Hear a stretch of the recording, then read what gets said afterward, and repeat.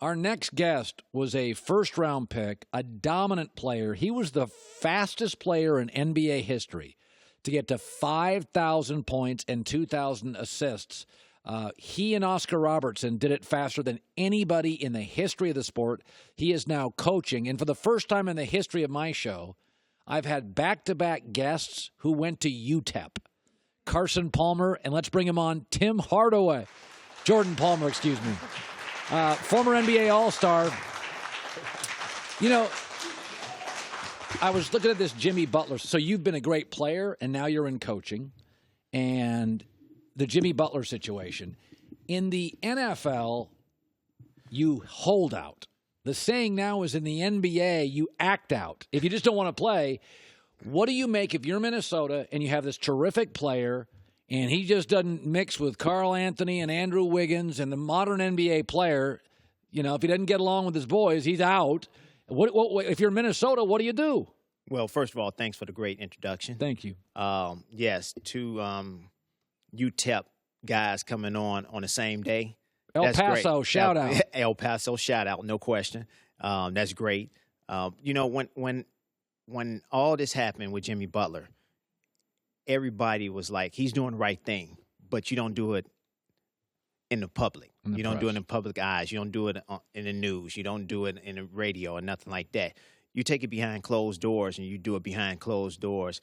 And we had veterans back then that would talk to you behind closed doors and make you understand what you need to do to be a professional basketball player and how you need to carry yourself in professional basketball. But, you know, the way he has done it is aggravating and should not have happened, and it's kind of disrespectful to his teammates and to his coaches, and what he did in practice, disrespect his coaches in practice, like, you need me now. But we all been through that, but that was the wrong way to do it. I think he's in a situation where they have to trade him because it's just detrimental to the team and detrimental to Wiggins and Anthony Towns. So I think that he will be traded, and he's looking like he's sitting out right now and don't want to play right now. Right. And he's trying to force their hand to trade him. But Thibodeau wants him to play and wants him to be there.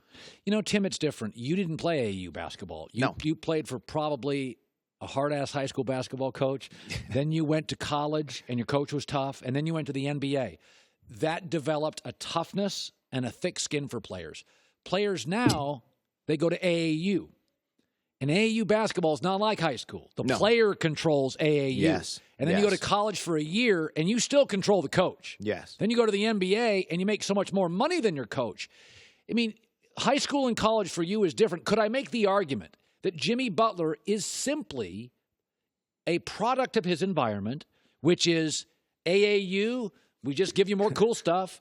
College, please come to our school. NBA, I mean, Jimmy is what the current player is. He doesn't have that willingness to go through the tough times. He wants to find the perfect spot. Well, I think he's looking at all the other guys, Kevin Durant, you know, that went to, and LeBron James, that chose and went to where they wanted to go and which team they wanted to go to. You know, that's what he's looking at right now.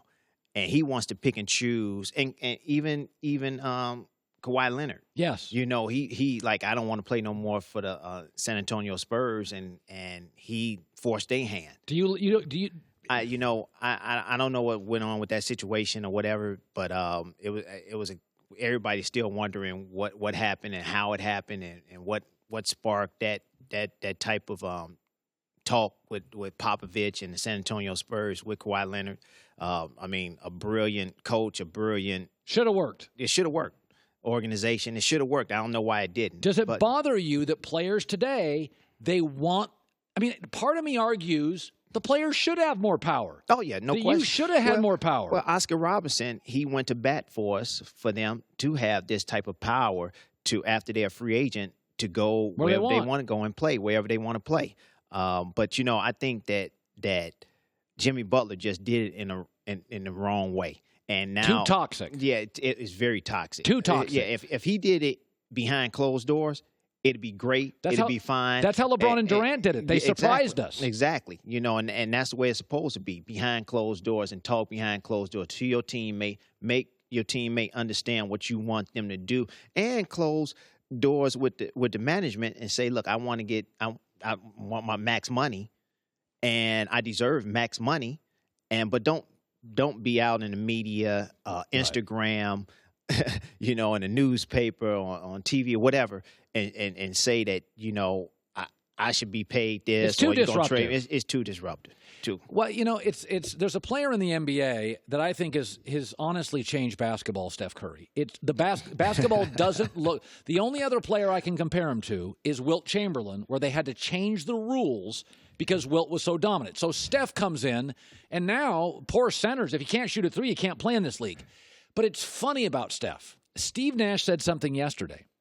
He said he's a dancer, he's finesse, and a lot of players, they won't put him in LeBron's class. They won't put him in Durant. They won't put him in Jordan. He's not huge. He's more of a jabber. He's a dancer. Mm-hmm. He's clever. And that doesn't sit well with a lot of all-timers, that he's too small and he's not physically imposing. How do you view him? Well, that's the game today. The game is not physical. The game is not imposing. The game is really, you know, soft. And that's the way they play it right now. And he having fun with what the rules are allocated to him. He goes out there and he plays the right way. You know, he shoots the ball. He shoots it from long distance. People are trying to outshoot him at times in the game. Like, I can outshoot you further than you can outshoot me, Steph. No, you can't. You know, you just need to play your game. But Steph just goes out there and he has fun, and that's the way the game is played today. How would you have defended Steph? Well, in today's game, you can't defend him because you can't put your hands on him. You can't deter him. When we was playing, that's how we played growing up. We was very physical. We put our hands on you. We could put our forearm on you. We could move you in different ways where you didn't want to go, and we could push you, and that wasn't a foul. Today, you can't deter them and push them and knock them off where they want to go. That's the way it is. But the scoring is up. It's exciting. You know, he has a lot of charisma in what he does and what they give him, and how the freedom he can shoot from anywhere. And the way their team is structured is great. Their team is structured that way where they have a lot of freedom, and all five of them on any given night can score the basketball. It's really, you know, Tim, it's funny. When you played in this league, it was a big league. If you didn't have a center, you almost weren't a legitimate team. True. Now, if you don't have a point guard and a good wing, you're not a legitimate team. True. But you know what? That you also have centers. You know, you have Draymond Green. That to me is the glue to that team. I say he's the head of the snake. He gives that team confidence to go out there and be able to do whatever they do. So I want to talk about this. So the Warriors, based on today's rules, are the most dominant team I've ever seen. No question. Most believe the team you faced, the Bulls, who, by the way, didn't have a bunch of long-range shooters, were very physical, more mid-range. If you slice the rules up where you could hand check, let's just say I brought the hand check back. Mm-hmm. I've made the argument that you don't use all the Bulls rules or all the Warriors, but if you did bring the hand check back, the Bulls would beat the Warriors. You faced Jordan. Right. Go back for young people watching us. Everybody always was glommed onto Jordan. I always argued that was the longest, most physical team. To talk about facing that Jordan Bulls team and what it was like. Well, it was great to face those teams because that's the way we played. We played physical. We played with a lot of charisma out there. We played with a lot of spunk, and you had to be tough to play in those days. You were on those tough Miami teams with Zoe. Right. You had to play tough. You know, Dan Marley was tough. I was tough. Vashawn Leonard was tough. P.J. Brown was tough. You know, we was out there really almost fighting because that's the way the rules were. That's the way we was brought up to play in the playgrounds. Tough, rugged, and physical. And if you saw 2 years ago when LeBron and them won that series against the Golden State Warriors, they was physical Yes. with the Golden State Warriors. That's the way to beat them. That's the way to beat them. They was very physical, but they was in with the rules. They was not against the rules. They was Within the rules. Within the rules, and did what they supposed to do at the particular time when they was supposed to push them off the screens, get over screens, and help out. And they switch when they supposed to have switch. And Tristan Thompson did a great job with staying on Curry when he gave the ball up and stayed on him and not forgot about him and let him go and roam. So that's the way. That's what you got to do. You got to understand, how can I manipulate the rules? Exactly. By the way, the Bulls manipulated the rules. They took it right to that edge, and that's how they played each and every playoff game. And by the way, the Bulls they manipulate's perfect. They took the rules to the edge. Yep. Before them, the Pistons took the rules to the edge. Right there. And right now, last year, the two teams that took the new culture to the edge, the Warriors and the Rockets. Yes. By the way, who's the best coach you ever either coached with in the NBA, played for? Best coach and why? I played for 3 Hall of Fame coaches: Don Haskins at University of Texas El Paso, Don Nelson at with the Warriors, and Pat Riley with the Miami Heat. So I played with 3 Hall of Fame coaches. Riley was tough. All 3 of them was tough. All 3 of them was tough. They demanded a lot from your team. First of all, they demanded you to be in great physical shape. They demanded that you know how to play out there on the court, and they demanded that you didn't go out there and do stupid things out there on the court. So we, I like I said, they taught me a lot about the game, and I was grateful to have them. But Don Nelson, he was innovative. He was before his time. Way before his time. Way before the way the game is played today is what Don likes. Don should have been born today.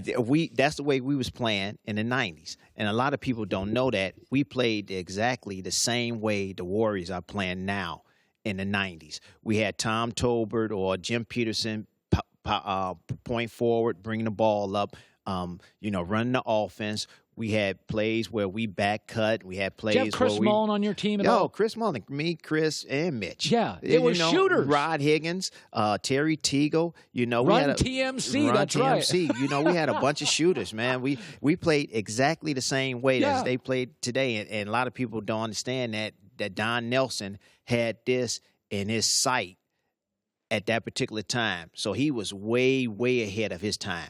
So we had fun playing in that way too. And a lot of people didn't know, we didn't know what we was doing at times, and we know that they didn't know what we was doing at times. Who's the most underrated player? I'm going to give you the most underrated player in NBA history. And then you tell me the most underrated player. Tim Hardaway, 5-time All-Star. I'll tell you the most underrated player of all time. Mark Price. And I was going to tell you Rod Strickland. Strickland was great. When I first got to Portland, he was there. Yeah. Interesting cat. Mm-hmm. I heard he threw up before every game. Real nervous guy. Well, Alonzo Mourning did too. Before every game? Yeah, before every game. Alonzo Mourning threw up. Yeah. Yep, in the cup. Right before every game. Oh. Yeah, that's terrible. That was nasty. When I first saw it, when I first got there, I was like, man, what are you doing? He said, I'm just nervous. I got to get the nervousness off. Every game? Every game. Rod Strickland. Yeah, Rod Strickland. We had him on the show one time. Good dude. Great guy. Great guy. Great dude. Very underrated. Tim. Another one. Who? Kevin Johnson.